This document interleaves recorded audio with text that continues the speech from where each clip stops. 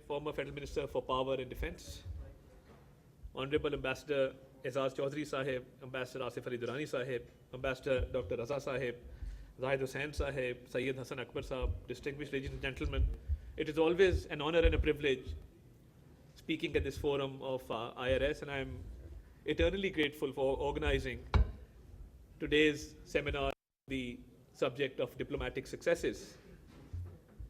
I would, at the very outset, like to acknowledge the contributions of our foreign service towards successful diplomacy. The world acknowledges that Pakistan has one of the best foreign services globally. We have a great legacy left by great individuals and legends such as Sahib Yaqub Ali Khan and Jamshed Markar. And I'm very proud to say that that legacy has been carried forward well by the professionals of our Foreign Office. And I often witness the effort, the skill that goes into diplomacy, because diplomacy is an art. It cannot be learned overnight. It is something that is not only complex, but it really takes time and effort to acquire those skills. So I would like to pay my compliments to all the former and serving ambassadors sitting here who've done a great service to Pakistan. We're all very proud of you. Thank you so much. And we witness this wherever we go around the globe, that even with meager resources, the way our diplomats have kept our flag flying high, and the way they have contributed immensely towards the cause of Pakistan, these services shall always be remembered.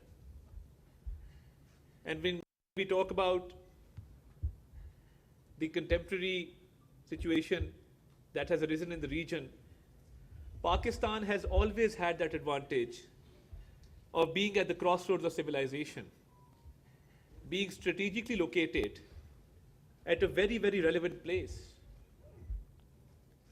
where on one side we have a landlocked Central Asia,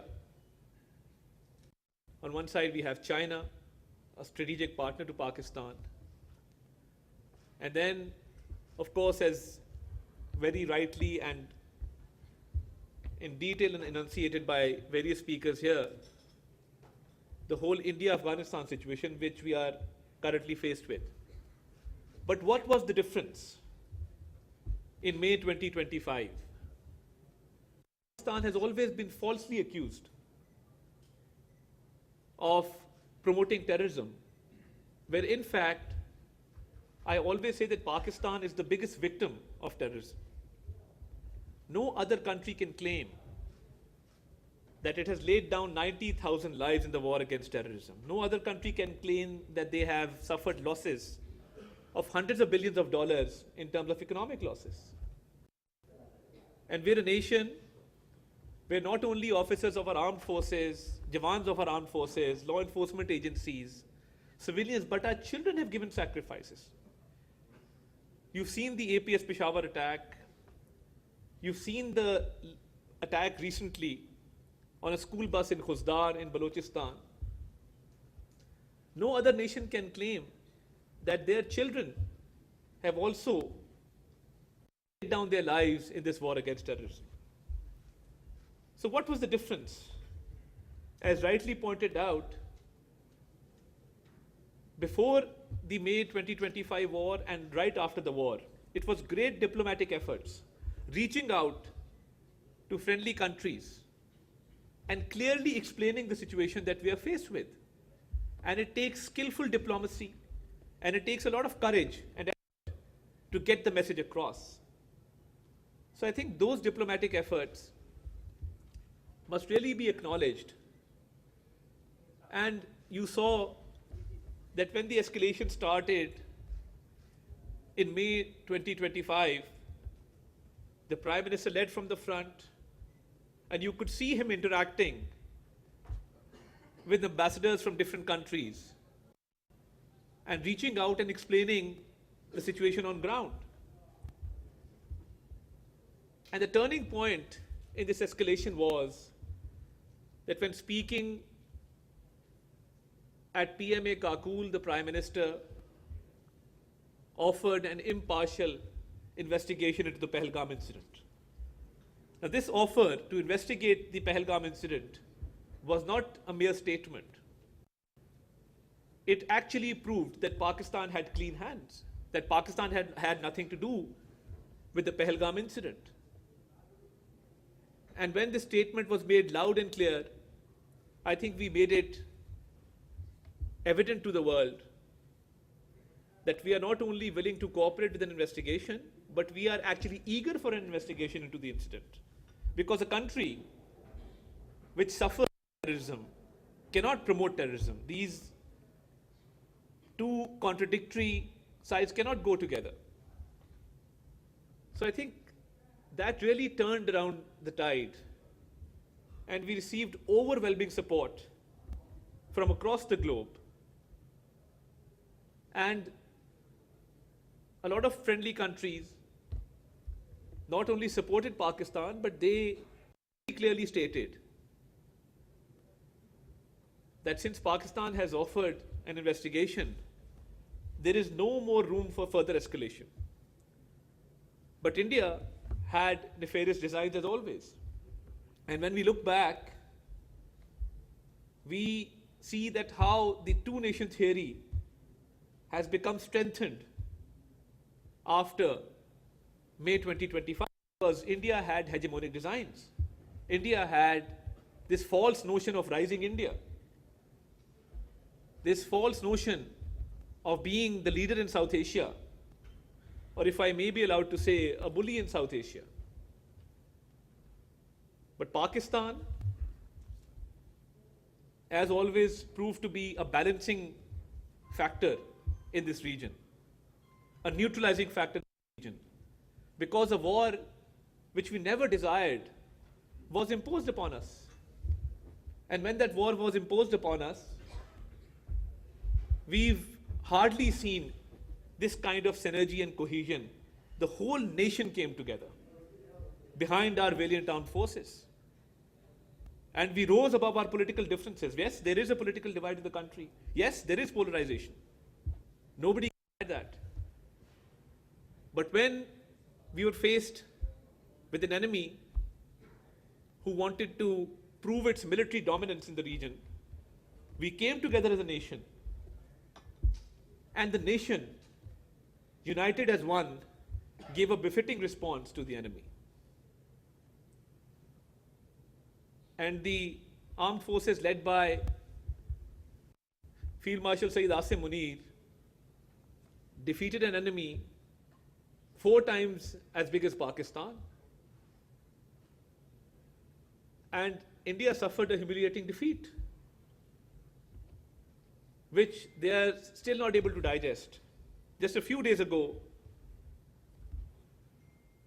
I did a press conference in which we revealed that they're still trying to hatch certain conspiracies.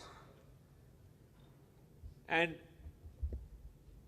a fisherman from the high seas was caught by the Indian Coast Guard and was tasked with a certain assignment to procure certain uniforms so that they could pin an incident on Pakistan, another false flag operation, which we highlighted just a few days back. So they're always trying to conspire against Pakistan. Our military response was befitting, that within a few hours, they were compelled to a ceasefire and they requested for a ceasefire. And I must also mention that the way our Air Force shot down 7 planes, which has now been mentioned more than a dozen times by the US President himself, that is clear evidence of how our Air Force, led by Air Chief Marshal Zahir Ahmed Babar, defended the motherland. So we proved our military dominance, that we were never desirous of a war, but when war was imposed upon us, our armed forces give a befitting response. The whole nation came together, politicians,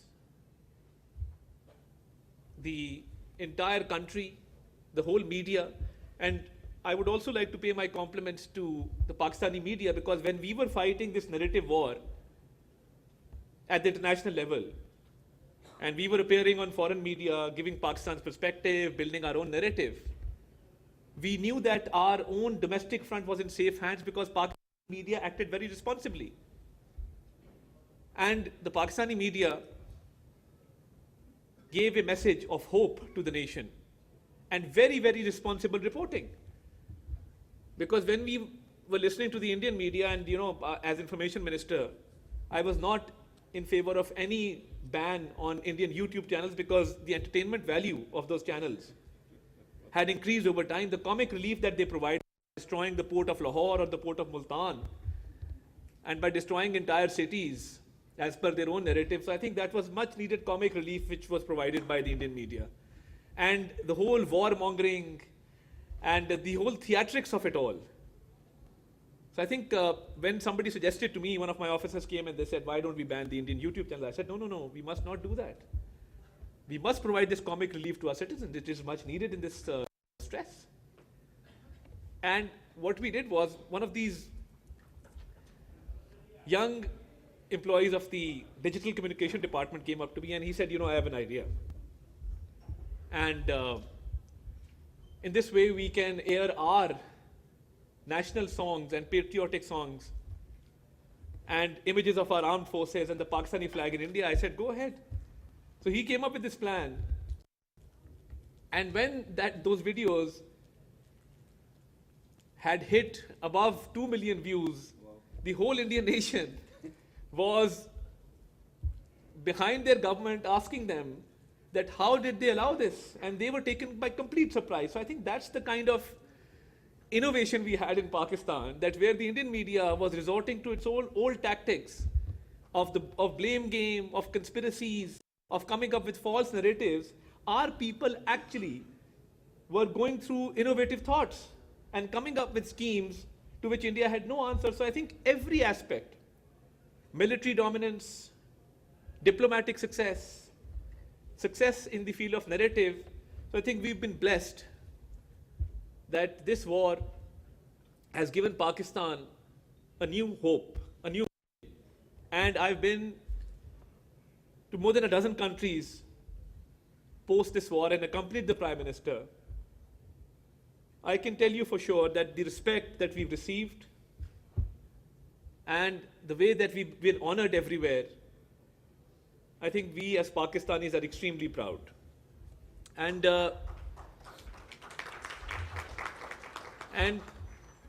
when we talk about the diaspora, we interact with people from the Middle East, people settled in North America, in Europe, in Australia.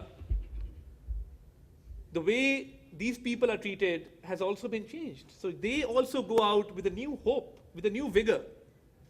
So I think that's the kind of change that we've witnessed, where the Pakistani diaspora, the Pakistani expatriates have received a lot of respect across the globe.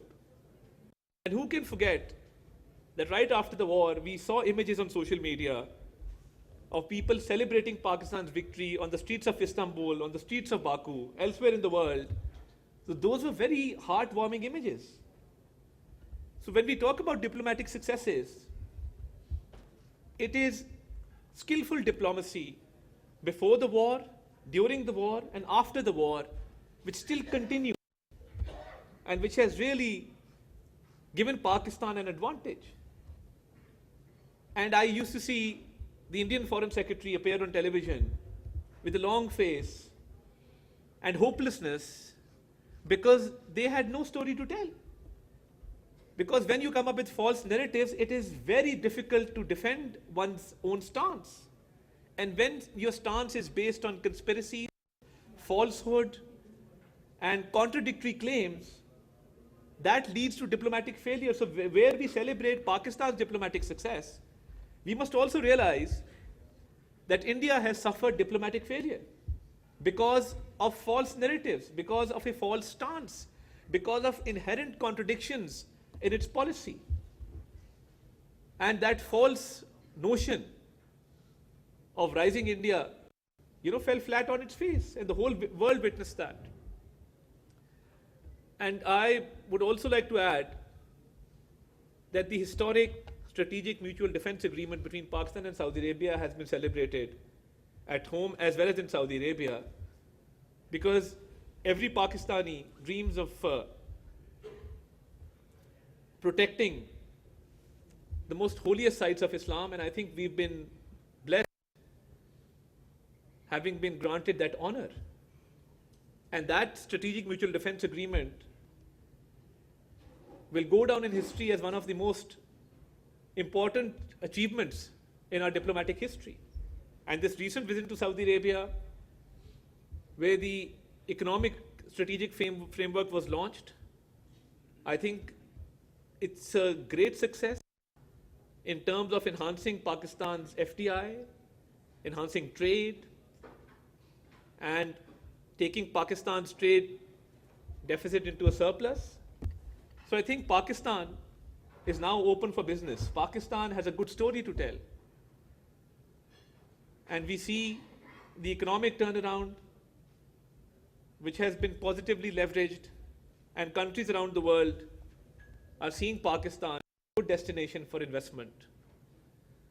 So I think once, right after May 2025, when the tide turned and we were blessed with a victory, the way forward now is to engage the global community, to invest in Pakistan, and to open Pakistan's ports to Central Asia.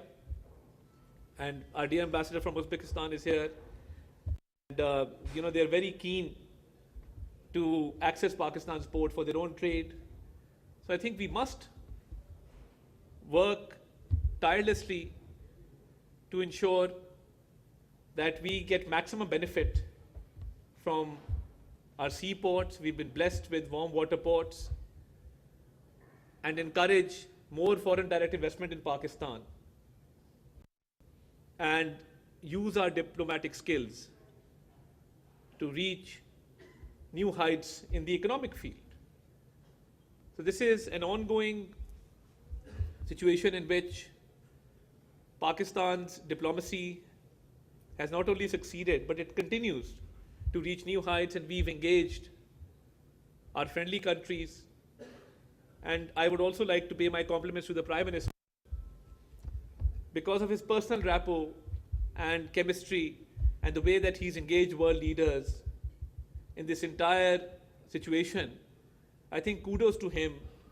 And even recently, when President Donald Trump asked him to speak out of all the leaders of the world who were present there, so I think it was an honor for Pakistan, and especially for Pakistanis residing in the United States. They must have felt a sigh of relief. They must have realized that there is hope for Pakistan. And I think behind these successes is the unity of thought and action between the civil and military leadership. I must acknowledge that. Without this unity, none of these successes would have been possible. And we hope that this unity continues so that Pakistan, which has rightly claimed its place, a respectable place in the community of nations, can prosper, and the people of Pakistan, wherever they may be in the world, can walk with their heads held high that we are Pakistanis and Pakistan has done a great service to humanity. Thank you very much, ladies and gentlemen. I'm very grateful for this opportunity.